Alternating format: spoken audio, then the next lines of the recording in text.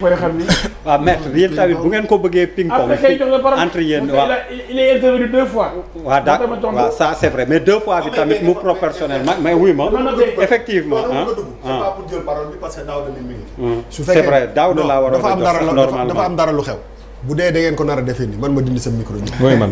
ah non il faut pas nous manquer de respect. émission bi di yéen a ko tàgg noonu. nekk ñu fi pour nekk ay. manquer non seulement nous manquer de respect mais manquer de. non non non dama ne non dama ne dañuy non non waxuñu loolu. non non non le micro mais waaye mais non dama ne. dama ne maître toogal dañuy wax comme yéen.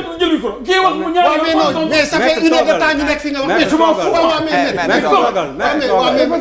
waaw mais c'est bon mais ni micro bi war la wala jàmm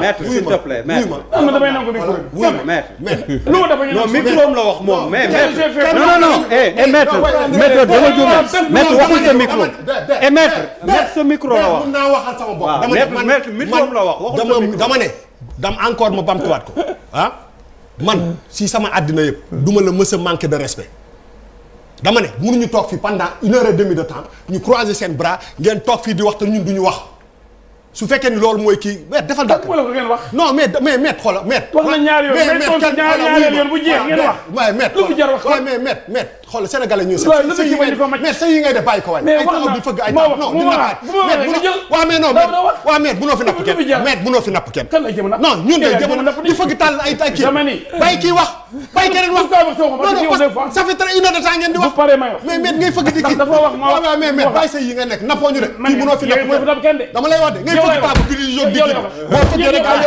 waaye non dëgg la ça veut dire quoi ah non bu fëggee table ñu fëgg table ah non ay kilifa ñoo fi nekk ñëpp xam ne Sonko voilà yow ah mais non mais merci mais ay kilifa ñoo fi nekk comme yow arrêté waaye faut mu arrêté ay fëgg table di sànni ay feuilles di kii looy sànni ay feuilles looy sànni ay feuilles di kii nii mais calme fii ay góor yàlla ñoo fi nekk comme yow waaw d'accord xam nga ah dëgg la yow yaay rek la ñu rek foo ko yóbbu rek ñu fekk la fa yow déedéet sénégalais yi seetaan xam nga li nga def non non dëgg la et puis il parle de son micro xam naa mais non dafa ne je retire mon micro ma dem waxul sa micro yow lan laa doon wax fu mu ko sama di jël seen foo ko baateree rek ñu ko fa mais maître mais maître ñu ko ko fa alors maître leer laa doon maître oui ma maître justement man dama ko bëgg damay xott foo baateree du xott maître pour non maître pour passer à autre chose j'espère voilà fi nga oui s'il te plaît très rapidement la parole après état waaw vraiment pare nga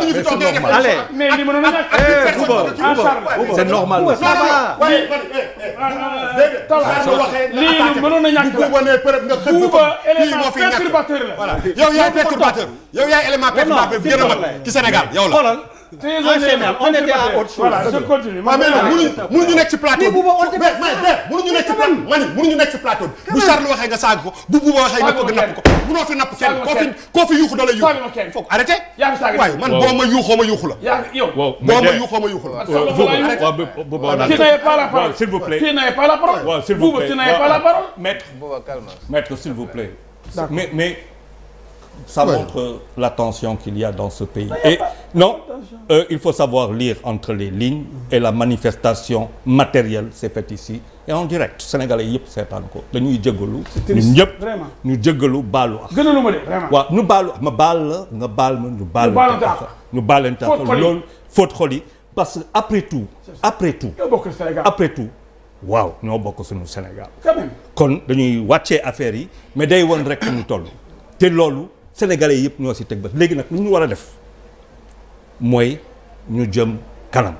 Merci Bouba merci maître merci le greffier man ñaari question laa bëggoon poser.